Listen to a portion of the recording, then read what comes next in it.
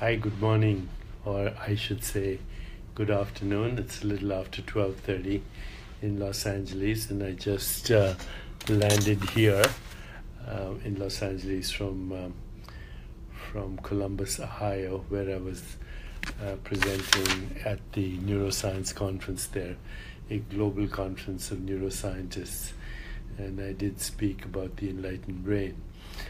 But today's question, and I'm trying to adjust the light so this is a little brighter. So let's see if this makes it brighter. I don't think it does, but we'll settle for it, okay? So I thought I'd take a little time this morning to answer the question that came in today on discoveringyourcosmicself.com. The questions are drawn from the book that Menas and I have written called You Are the Universe, Discovering Your Cosmic Self and Why It Matters. By the way, is the light okay? Can you see me properly? So let me know if you can see me properly. But there's not much I can do actually other than adjust the blinds. So let's hope this is okay, okay? Is the light okay? Is the light okay, my friends? I'm going to just continue, okay? So the question today is from Derek Whitney. And Derek says, I believe that the source intention for the creation of all form is to continually deepen the experience of love and beauty, which does utilizing a myriad of form experience. An important one of these is pain. For just as in each individual human, the capacity to be more empathetic, compassionate, understanding and forgiving and tender and playful grows with each lived experience of pain, so too it seems source via the human species deepens its capacity for love via the global experiences of pain. Can it be that all dysfunction, including wars, eco-destruction, slavery, mass captivity, and inhumane farming of all other sentient beings is serving exactly as it is intended? The source intention of deepening the source capacity to create even more wondrously from love. So that's the question from Derek Whitney. So here's my take, Derek. We are an evolving species. And in my worldview, evolution is evolution of consciousness. The evolution of species is the evolution of species of consciousness. And we are the latest product. But we are all also part of the food chain. So for every substance consumed, there is some other life form that consumes that substance. And so there is predator and prey at all levels of creation. Ultimate goal of evolution is maximum diversity, maximum creativity, and from a spiritual point of view, total self-awareness and an enlightened brain. Okay, so given that, we should also understand that everyone, everywhere, is doing the best they can from the level of consciousness and the level of emotional and spiritual evolution in which they are at this moment. So it becomes very difficult, knowing that, to judge anyone because, as I said, they're doing the best they can from where they are. Thank you for sharing these conversations with all your friends and for all your beautiful messages. So let me get back to where I was. Everyone is doing the best they can from the level of consciousness they're in. Okay, now if we go through standard evolution, then we have a reptilian brain, we have a limbic brain, which is the emotional brain, and we have a cortical brain, which is the so-called intellectual brain. Okay, so the survival brain, reptilian, the emotional brain, limbic system, and finally the cortical brain, self-reflection, knowing, insight, intuition, creativity, higher consciousness, etc. So if evolution is guided by consciousness, then the intention to survive created the reptilian brain. The intention to bond created the limbic or mammalian brain. And the intention to know, and through also the intention to self-realize, created the cortical brain. And all these are obviously very necessary for the survival of a species. You need to survive and evolution of a species.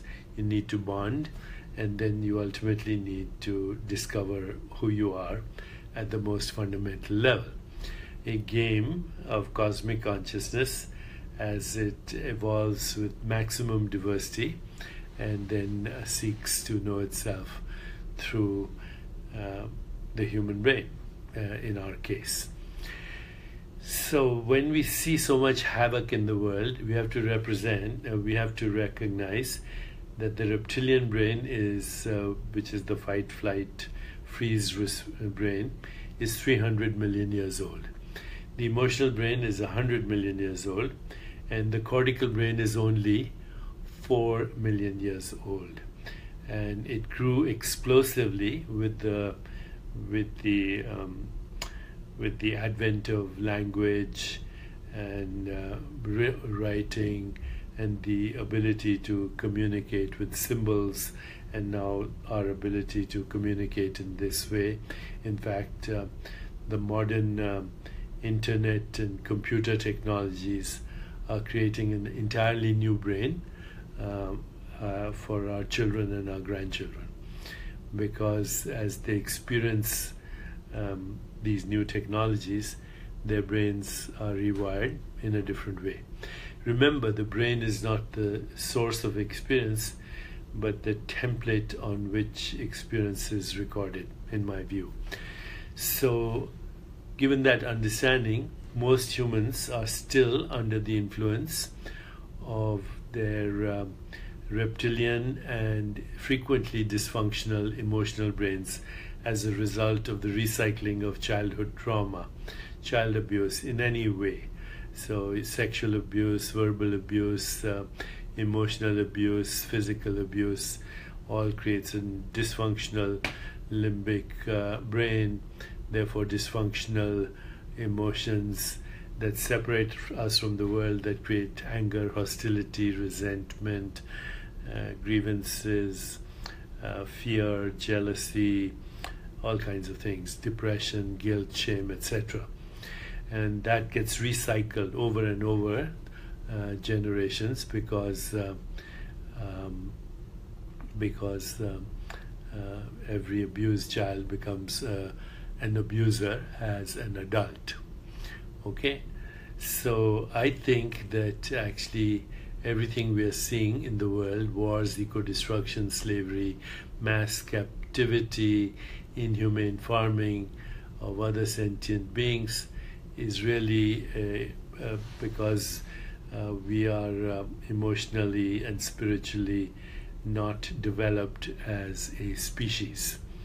Some people are catching up to higher consciousness, but by and large the collective consciousness is not as emotionally developed or spiritually developed as would be necessary to create a more peaceful, just, sustainable, healthier and happier world. So my answer is that as an evolving species, we need to be forgiving, and we need to also understand, and we need to help everyone evolve by being the change, that we want to see in the world. So the more we engage in self-reflection, like we're doing right now, the more we expand our awareness through our collective conversation, like we're doing right now, the more we practice self-reflection, self-inquiry, mindful awareness, body awareness, breath awareness, the more we tune into one another through empathy, compassion, joy, loving kindness, the more integrated our brains will be. Right now our brains are not integrated. The reptilian brain is out there to kill and to survive. The emotional brain, having been abused, becomes an abuser, and the cortical brain is in the absence of connecting with the cortical brain, in the absence of connecting with the healthy emotional brain, is creating havoc. So we end up creating all these very harmful, dysfunctional behaviors collectively. So somebody asked about the current Syrian president, and there are many examples like that throughout the ages, from Hitler and going back, and many tyrants, but they're all representing the collective consciousness of fear and dysfunctional emotions, and also reptilian brain. And we cannot actually blame the leaders, because the leaders in fact represent our collective consciousness. So it's a problem, okay? I don't think we should dismiss it by saying this is the source attention, the source intention, and deepening our capacity to create and love even more wondrously from love. No, we need to actually get to the source, and when we get to the source through transcendence, we do in fact realize that all is inseparable. We do in fact realize that love, compassion, joy, equanimity, loving kindness are fostering through emotional bonds our interbeingness and our collective evolution. So the key here is to integrate the reptilian, emotional, and cortical brains. Also, the key is to give loving attention, affection, appreciation, and acceptance to our children and our babies, because if they get that, they will create a better world tomorrow. That's the key. The leaders of tomorrow, if they are to be healthy, they have to be healthy and emotionally cultivated, nurtured now in their early stages, in their infancy and in their very early childhood. And this will actually help. Why somebody said something and I'm trying to look. Some that are abused become abusers, but not all do. Please consider your words more carefully. Amy Sparks says that. That's true. But the people who abuse have been abused. But you're correct. I'll choose my words more carefully. Thank you for pointing that out. The people who are abusers in general have been abused. They have emotional dysfunction as a result of a damaged limbic brain. Okay. So, any other comments? I'm happy to answer a few questions. I'm thanking you all for participating and making your comments. And I have to now actually go to my event, so maybe I'll finish here. The key to creating a more peaceful, just, sustainable, healthier, happier planet is is integration of our reptilian, emotional, and intellectual brains. Okay, thanks so much, and I'll connect tomorrow. Okay, Derek, I hope that helps a little bit, and we'll speak on these matters again tomorrow. And please post your questions or send your questions and your discussions and your opinions on discoveringyourcosmicself.com. Thank you.